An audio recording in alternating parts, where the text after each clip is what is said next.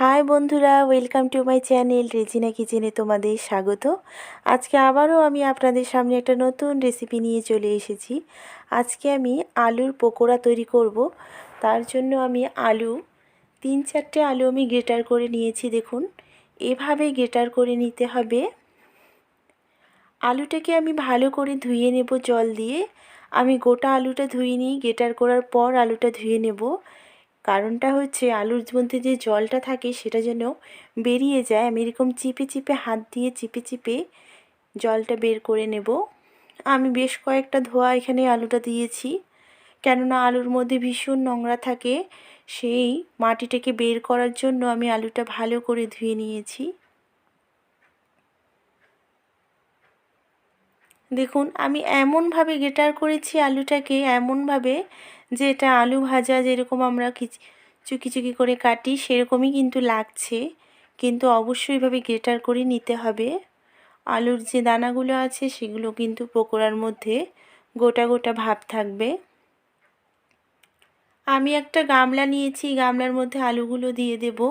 এই গামলার মধ্যে কিন্তু আমি সব কিছু মেখে নেব। আলুগুলো কিন্তু একেবারেই ঝরঝরে হয়েছে। দেখুন, আলুর মধ্যে কোনো জল নেই। এভাবে কিন্তু জল ছাড়াই আলুটাকে, ঝরঝরে আলুটা এভাবেই নিতে হবে। পুরো আলুটাই আমি নিয়ে নিয়েছি। এবার কিউব করে যে আমি পেঁয়াজটা কেটেছি, আমি এখানে 3টে পেঁয়াজ কিউব করে কেটে দিয়েছি। পকোড়াতে যদি পেঁয়াজটা একটু বেশি দেওয়া হয় খেতে কিন্তু ভীষণ ভালো লাগে। 7-8টে কাঁচা লঙ্কা কুচি নিয়েছি, আপনারা ইচ্ছে করলে ঝালটা কমও দিতে পারেন। আমার ঝাল খেতে ভীষণ ভালো লাগে তাই আমি কাঁচা লঙ্কাটা একটু বেশি দিয়েছি। আদা বাটা দিয়ে দিলাম। ধনেপাতা কুচি দিয়ে দিলাম। অবশ্যই কিন্তু ধনেপাতা কুচি দিতে হবে, কেননা পকোড়াতে ধনেপাতা কুচি ভীষণ ভালো লাগে।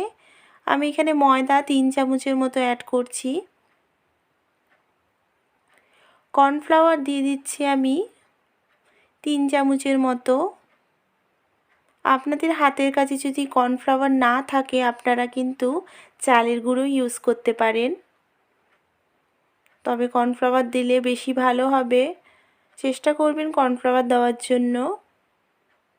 এবারে আমি এক এক করে মশলাগুলো অ্যাড করছি। আমি এখানে গোলমরিচের গুঁড়ো দিয়ে দিলাম 1 চা চামচ, চাট মশলা দিয়ে দিচ্ছি 1 চা চামচ,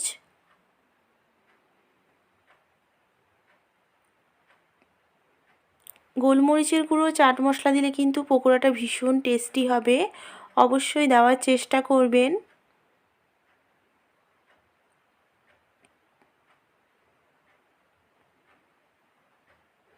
এভাবে আমি প্রত্যেকটা মশলা একেবারে দিয়ে দেব। লাল মরিচের গুঁড়ো দিয়ে দিচ্ছি 1/2 চা চামচের মতো। ঝালটা অবশ্যই আপনাদের ইচ্ছে মতো আপনারা অ্যাড করবেন। সবজি মশলা আমার হাতের কাছে ছিল তাই আমি সবজি মশলাটাও দিয়ে দিচ্ছি। দিয়ে দেব স্বাদ মতো লবণ।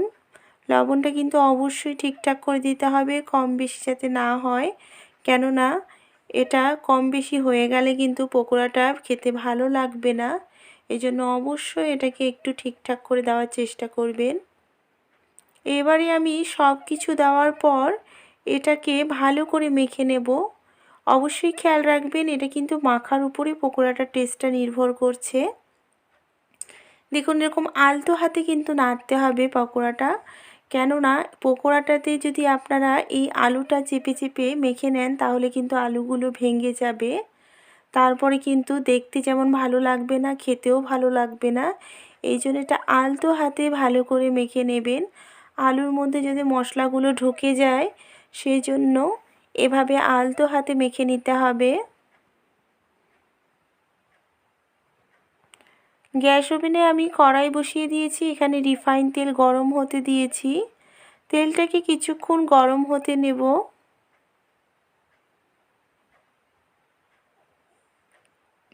তেলটা আমার গরম হয়ে গেছে, আমি এখানে পকোড়াগুলো এক এক করে ছেড়ে দেব। এখানে একটা কথা বলছি, এখানে কিন্তু গ্যাসের ফ্লেমটাকে অবশ্যই লো ফ্লেমে ভাজবেন।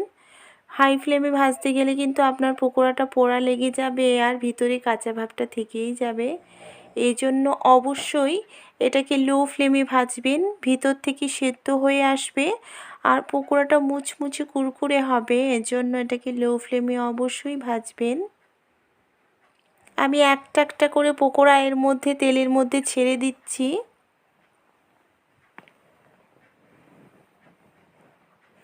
বেশ কয়েকটা তেলের মধ্যে কিন্তু আমি পকোড়া ছেড়ে দিয়েছি। এটাকে আমি ভালোভাবে ভেজে নেব।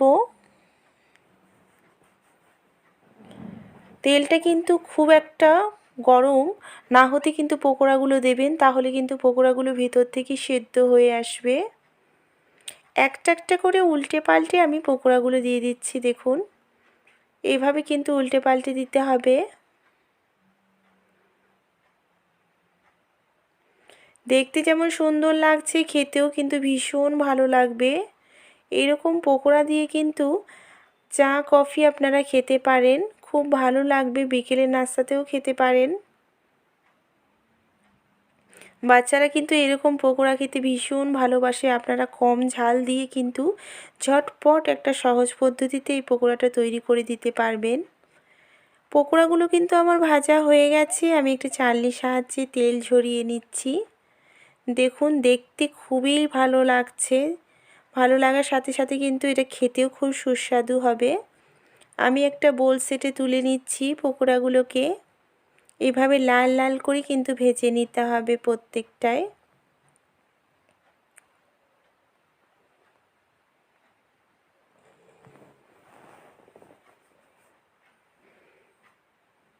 দেখুন, আমি প্রত্যেকটা এইভাবে ভেজে নেব। চালনির সাহায্যে আমি একটা বোল সেটে তুলে নিচ্ছি। আমি কিন্তু বেশ কয়েকটা ভেজেছি। দেখুন, একেবারে আমার রেডি হয়ে গেছে আলুর পকোড়া। আপনারা বাড়িতে অবশ্যই তৈরি করুন। আর এখনও যারা আমার চ্যানেলকে সাবস্ক্রাইব করেনি তারা প্লিজ আমার চ্যানেলকে অবশ্যই সাবস্ক্রাইব করুন। বেল আইকনটা ক্লিক করে দেবেন। কমেন্ট বক্সে অবশ্যই কমেন্ট করবেন। আমি সবার কমেন্ট পড়ি, আমার সবার কমেন্ট পড়তে ভীষণ ভালো লাগে।